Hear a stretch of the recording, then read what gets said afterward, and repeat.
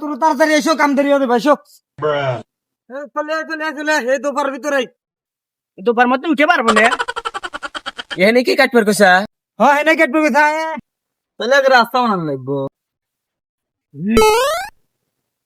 কোনে কে বা কোপায় কোনে করবি? হ্যাঁ রে কোদা গেছে বলেছে রাস্তা হেন দিয়া। রাস্তার হেনে হয় এবার কাম হরা দেব। আমি দেখলাম এবারে কাম আই গইব না? আল্লাহ কানা। আরে না এগুলো এবার কাম আই গইব। কানাক ভালো আছে কোনে মানে ভালো আবু এখানে আমি এমুক দে আমার মাথায়। আমি কি এতে পারমুনি?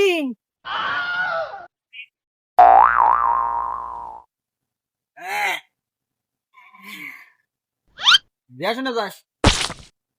এখানে ঠিকঠাক পালাই যা। কে রে কানা করে? কামলা কে রে? ও কানাক না তুলে নিলাম, কোনে চলে গেল? দেখ খুঁজে লিয়ে তো।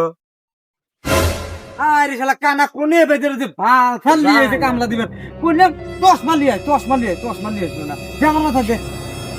এ বাবু আসো সাইড খায়া দাও নাও মেলা কাম হচ্ছে যাও না বাবু কামের চেয়ে বেশি করে নিলাম না, রো খাবো। এ কানা করে? এ কানা ওই দেখ কুইন্টা করে রে। এই কানা এমুক আয়। এখন তো মানুষে কামলা লিবেরই যায় না।